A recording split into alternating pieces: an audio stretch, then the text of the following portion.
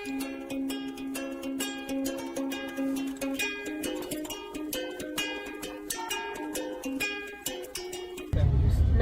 मंडळी, मी तुमची लाडकी कोमल शिंदे स्वागत करते माझ्या चॅनलमध्ये।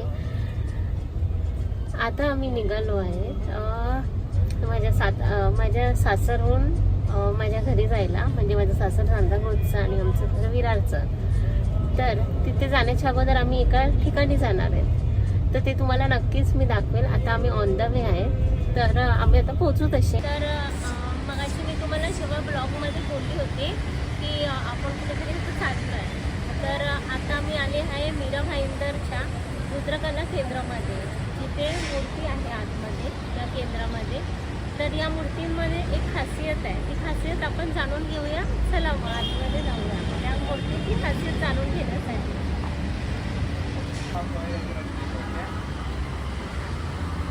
तर आता आपण आलेलो आहे रुद्रकला केंद्रामध्ये। आता आपण भेटूया या केंद्रामध्ये।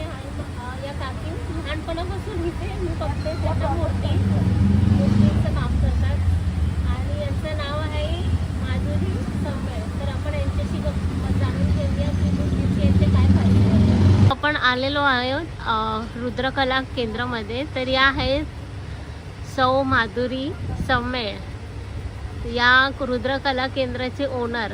तर आपण त्यांच्याकडे थोड्या गप्पा मारूया, या इकडची या त्यांच्या मूर्त्यांची खासियत जाणून घेऊया काय आहे ते सगळं। चला मग आपण आता यांच्याशी गप्पा मारूया। काकी, हे तुमचं दुकान किती वर्षापासून आहे इकडे? 16 वर्ष झाली। 16 वर्ष झाली, म्हणजे आम्ही लहान होतो तेव्हापासूनच तर आहोत। आणि मी प्रॉपर पेंटची आहे। अच्छा, मग पेंटचा जन्म आहे ना तुमचा? माझा जन्म पेंटचा, आणि आम्ही या म्हणजे आमचा हा लहानपणापासून म्हणजे आमचा पिढ्याने पिढ्या हा धंदा आहे। अच्छा, पेनला। आणि काय सांगणार तुमच्या इकडच्या काय खासियत आहे, म्हणजे पेनच्या गणपतींची काय खासियत आहे जे तुमच्या इकडे ज्या मूर्ती आहे त्यांची?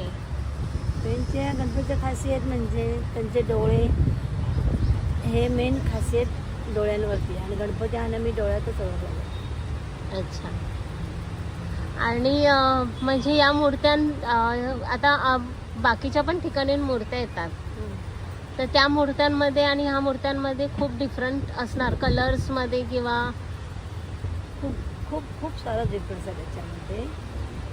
आमच्या बॉडी कलरमध्ये आणि इतर बॉडी कलरमध्ये म्हणजे फरक जाणवतो, आणि ज्याला खरोखर माहिती आहे की पेंटच्या मूर्त्या कोणत्या आहेत त्या आमच्याकडे लगेच ओळखून जातात की ह्या पेंटच्या आहेत प्रॉपर्टी।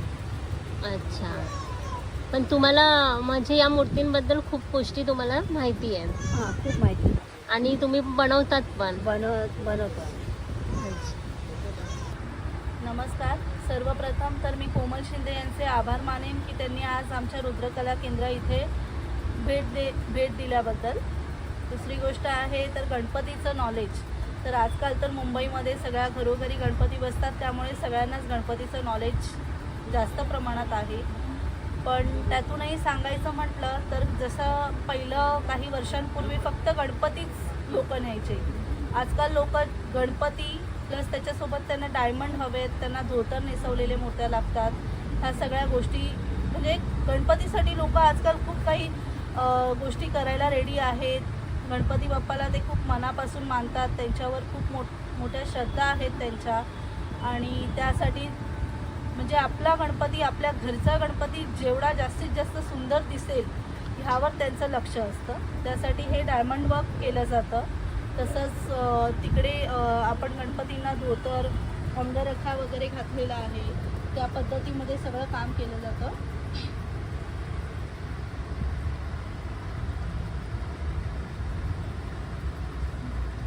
मूर्ती कोणती आहे ही मूर्ती पेशवा टाईप आहे, पेशवा म्हणतात त्याला, पेशवा राजा पद्धती। त्याला आपण महाराजांचे अंगरखासारखं त्याला पोशाख जो घातलेला आहे, फेटा, अंगरखा, पायजमा घातलेला आहे। तसेच हे दगडूशेठ आहेत, पुण्याचे दगडूशेठ।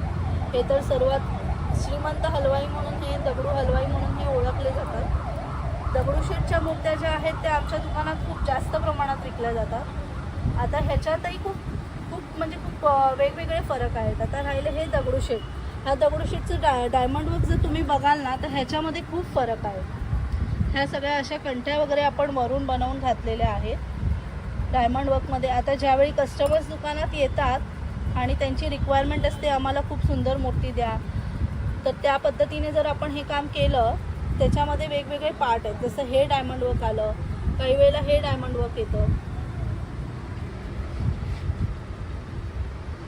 हे आपलं नॉर्मल डायमंड वर्क आहे. तसंच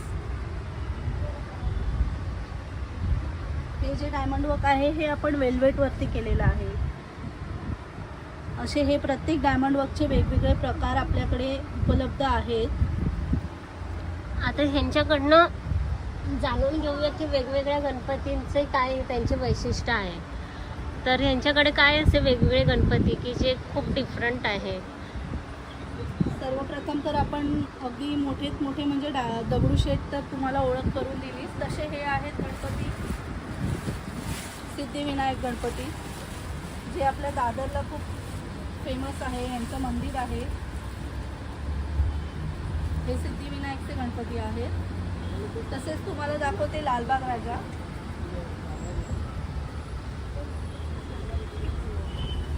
हे बघा, हे आहे लालबाग राजाची मूर्ती. ॲक्च्युली लालबाग राजाची मूर्ती ही वेगळी होती, पण कोरोनाच्या काही नियमांमुळे आपल्याला ती मूर्ती छोटी आणावी लागली, म्हणून आपण त्यांचे ही वाली बैठक गेली 2 वर्ष बसवत होतो. बाकी सर्व गणपती तर नॉर्मलच आहे. जसं टिटवाळा बैठक आल्या, हे टिटवाळा बैठक या गणपतींना म्हणतात. हे आहेत बालगणेशा. बालगणेशाच्या मूर्त्याही आमच्या दुकानामध्ये खूप जास्त प्रमाणात विकल्या जातात. हे सुद्धा आहेत पेशवाई महाराजा.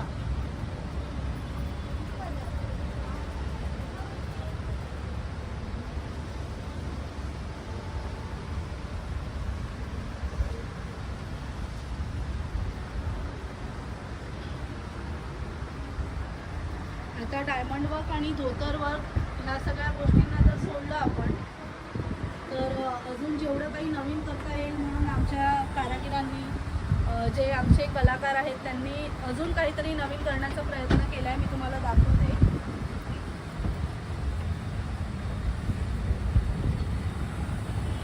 हे आहे बालगणेशांच्या मूर्त्या. त्यांना आपण ओरिजिनल केस लावलेले आहेत. हे तुम्ही बघू शकता. म्हणजे जे कलाकार आहेत त्यांनी जेवढं त्यांना करता येईल तेवढे खूप प्रयत्न केलेले आहेत सगळ्या गोष्टींमध्ये, आणि खूप सुंदर मूर्त्यांचं खूप छान रूपामध्ये त्यांनी परिवर्तन केलेलं आहे. टिटवाळाची मूर्ती, टिटवाळा बैठक.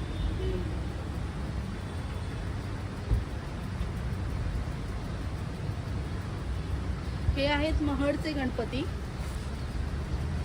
अष्टविनायकचे जे गणपती आहेत 8 गणपती, त्याच्यामध्ये एक गणपती आहे महड. तुम्ही नाव ऐकलंच असेल.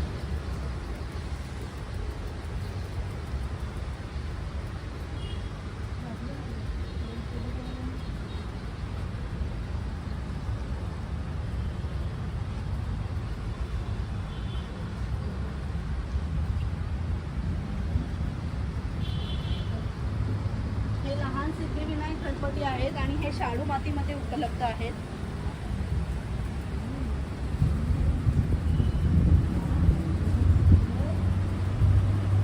आपल्या दुकानामध्ये शाडू माती आणि POP दोन्ही प्रकारच्या मूर्त्या तुम्हाला उपलब्ध करून देत आहोत. हे आहे बालगणेशा.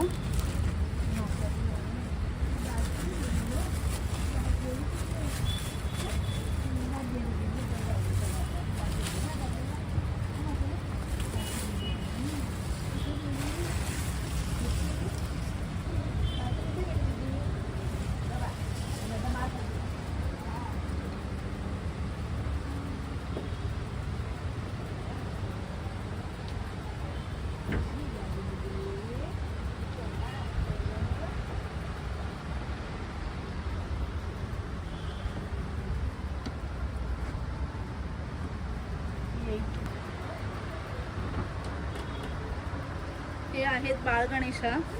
शाडू मातीमध्ये बाळगणेशाची मूर्ती आहे.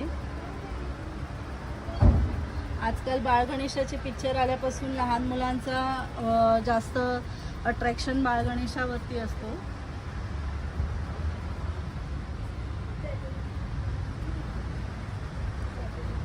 आता तुम्ही मूर्त्या आणि गणपती तर सगळ्या तुम्ही दुकानात बघत असाल, पण आपल्या दुकानामध्ये एक वैशिष्ट्य असं आहे की तुम्ही ह्या जर मूर्त्या बघितल्या,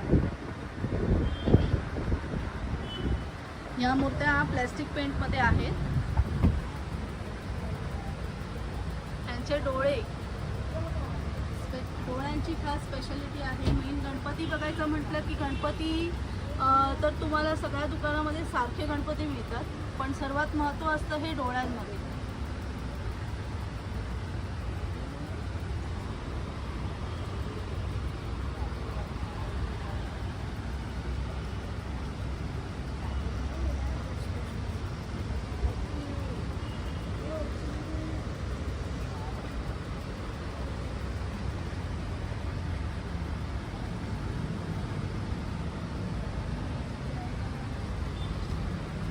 आता ह्या आपण पाहिल्या मूर्त्या ज्या पेनच्या आहेत आणि आपल्याला खूप चांगल्या पद्धतीने त्यांनी माहिती उपलब्ध करून दिलेली आहे.